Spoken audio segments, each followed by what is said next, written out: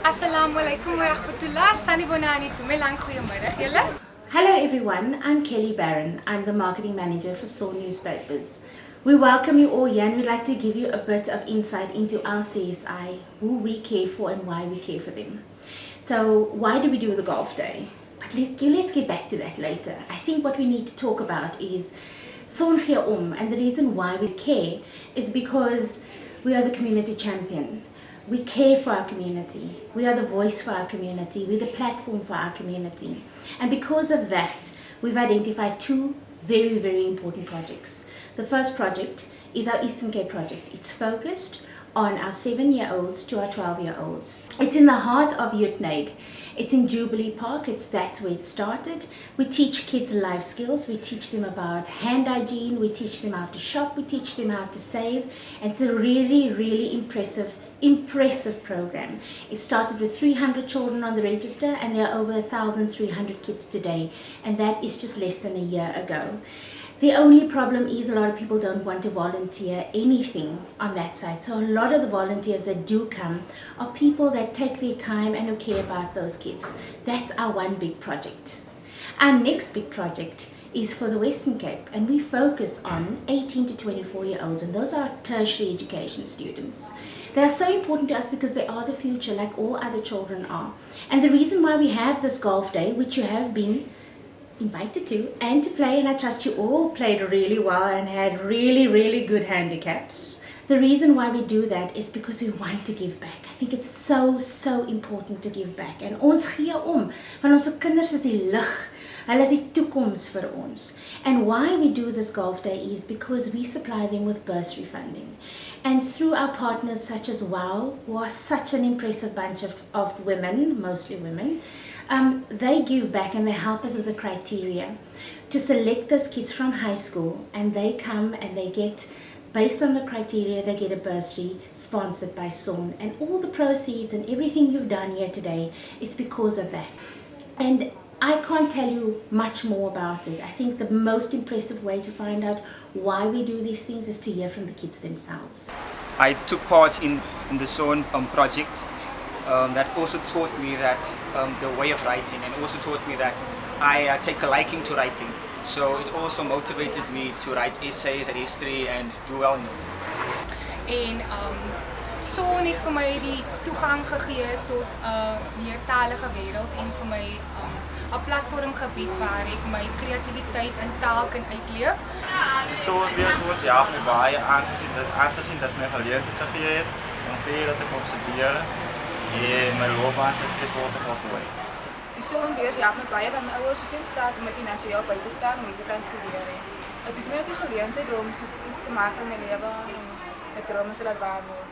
Zo'n helpt me baie met financiële bijstand en ik ben echt dat ik het zou kunnen doen met zo'n financiële bijstand. University has helped me in many ways, especially financially, because it has given me the opportunity to live life as a student, and I'm achieving my goal of studying language and culture, and that's something I really want to do. So SON is really helping me achieve that, so thank you. Dit het my gehelp om my drome te bereik. Nie net dit nie, dit het vir my 'n soort van 'n riglyn gegee in die lewe, soos wat moet ek doen om 'n joernalis te wees? Watter vrae moet ek vra? Ek was ook die redakteur by ons skoolkoerantjie, so dit het ook vir my dit moontlik gemaak om hoe die skoolkoerant aan mekaar te sit en hoe om my spanmaats te help, wat my gehelp het met die skoolkoerant. Hi everyone, ek is Tien Opperman en ek is 'n inboorling van die Strand. Ek is ook 'n voormalige Beurshouer. Ek het dit nooit breed gehad as kind nie, but I never allowed my circumstances to define me. Ek was leergierig en lief vir skool en dit was my motivering. It became my escape to a certain extent. I applied to study at the Universiteit Stellenbosch. I had no idea where the funding was going to come from and how I was going to go about furthering my studies and also funding it for the next 3 years. But I knew that all I had to do was apply,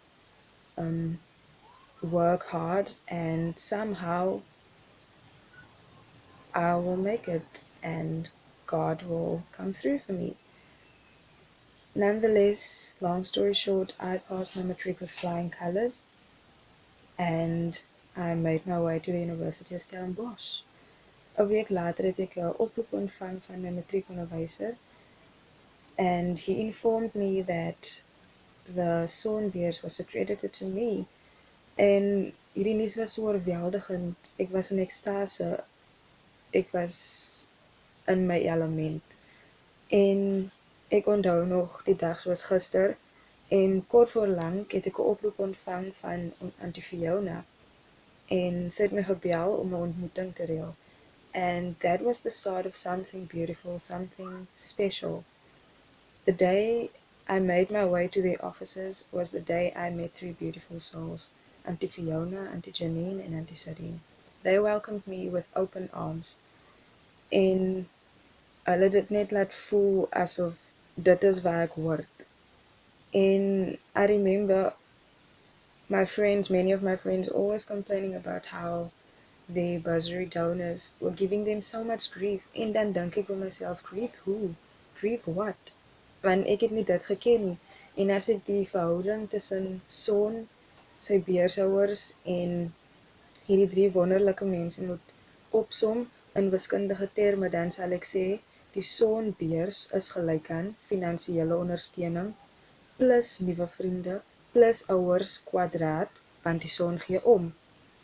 En die sonbeurs het vir my baie beteken en dit vir my so baie gehelp.